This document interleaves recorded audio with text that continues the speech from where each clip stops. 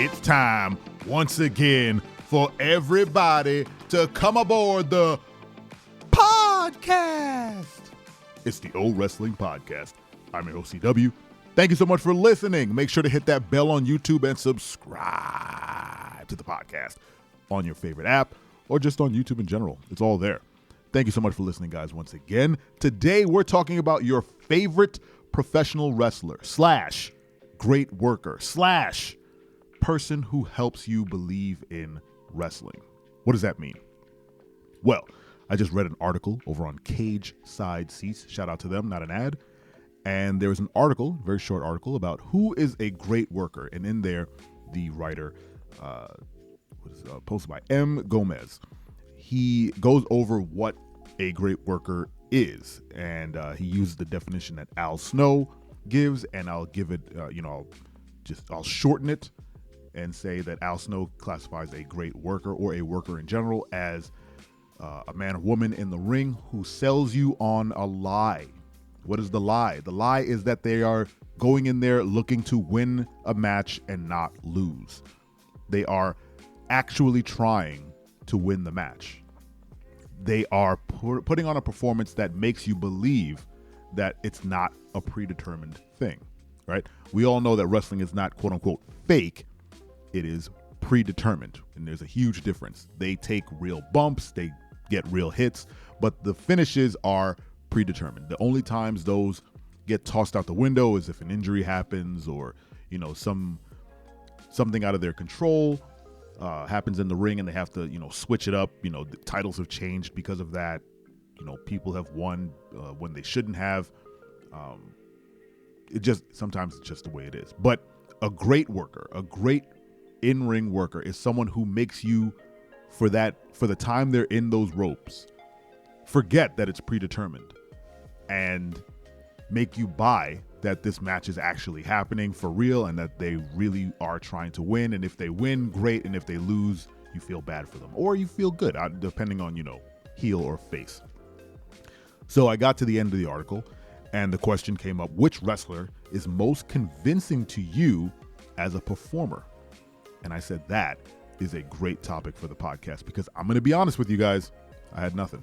I was walking in here just blind, didn't know what to talk about. But this is great because it actually triggered something in my head. Like, what to me is a great worker? Who to me, wrestling is a great worker? And it kind of fits with the theme of wrestling. What the whole point of wrestling when I concepted this show was all the things in professional wrestling that make you shake your head like a parent and go, oh, wrestling, how you've entertained me, all the ridiculous nonsense that happens in wrestling. But a big portion of that is the disbelief of, like Al Snow says, buying the con. You walk into a professional wrestling match looking to be entertained, especially these days. Back in the day, wrestling was seen as, real. Back in the day, I'm talking about way, way back in the day. It was seen as real, right? Even in the 80s, when people knew for the most part that it was predetermined, there was a large portion of the population that simply did not. And that goes back to, Rowdy Piper and, perennial heels having to carry weapons and, have security because fans thought that these guys were truly evil and they wanted to kill them. But that goes to, the suspension of disbelief. So today, wrestling is more of it's a TV show, right? It's a drama. It is a combat-focused soap opera. And the wider audience at large has bought into that. They understand that things are predetermined and there are more marks and smarks out there than there ever were before. My daughter enjoys wrestling to a degree. I think she enjoys that her father enjoys it. I've said that before. But she is a mark. She knows that it's not real. She's very aware that these fights, quote unquote, they're not trying to hurt each other. And partially that's my fault. But it's also, her just being a smart kid and seeing people like Bianca Belair, who's her quote unquote favorite wrestler, taking bumps and kind of seeing her moveset and understanding the mechanics of a wrestling match. But that doesn't make her not want Bianca to win, you know? So I read that article and I said to myself, who, in my opinion, has truly helped me have that suspension of disbelief? Which wrestler or wrestlers have helped me buy the con, right?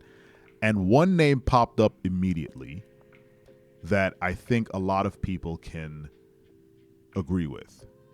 And that name is Kurt Angle. Kurt Angle, for my money, is one of the greatest workers in the industry.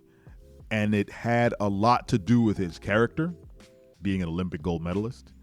They just had the proper setup for this character where he came from a legitimate wrestling background. He had gold medals, whatnot. And it didn't hurt that he was incredible inside the ropes. Every time Kurt Angle's music hit, I believed the con. He would get into that ring and he would put on matches that no one else could. No one else. And don't even get me started on him and TNA when he was like peak Angle, when he was like, for lack of a better term, drugged up and he was, you know, feeling good and flying high. Kurt Angle was an incredible worker. He put on amazing stories between the ropes, and I would watch these matches and think, Kurt Angle is a beast. Every match that man put on, I bought the con. I was like, whenever he won, I was like, he fully deserved. All right, I'll give you a perfect example. After, you know, a long, grueling match with Kurt Angle where he's doing the suplexes, he's doing the moonsaults, he's doing everything, and he gets to the point where he's like, I'm done with this match. I'm going to win this match.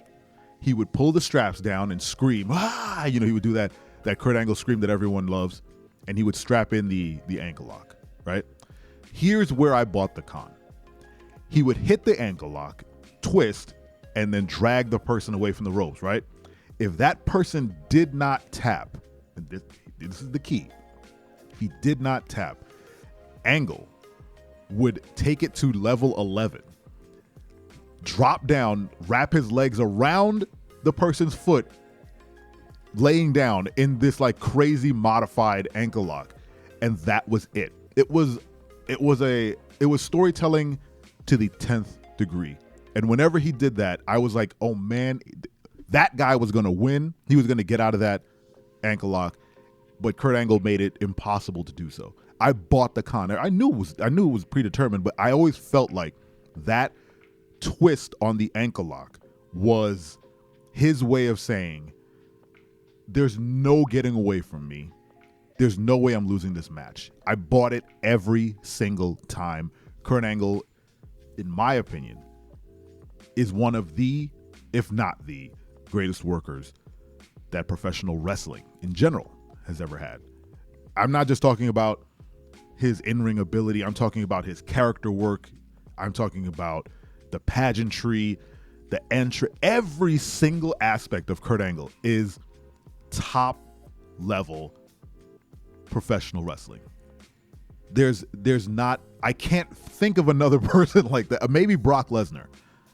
But Brock Lesnar, I feel like a lot of that is served by his size.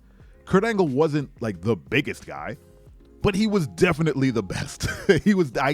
I'd love to hear your opinion. Please, in the comments, let me know who's your favorite professional wrestling worker in the ropes, outside, whatever you got. Who made you believe the lie? Because I can't get over how well Kurt Angle made me buy professional wrestling. It was an incredible time for me as a fan, and I truly miss that guy. I hope he's doing well. Anyway, thank you so much for listening to this episode of the Oh Wrestling Podcast. Make sure to subscribe, tell a friend, and don't you ever forget. I'm your friend, but if I ever see you in the ring, I can beat you. Don't you know? Yeah, yeah, yeah.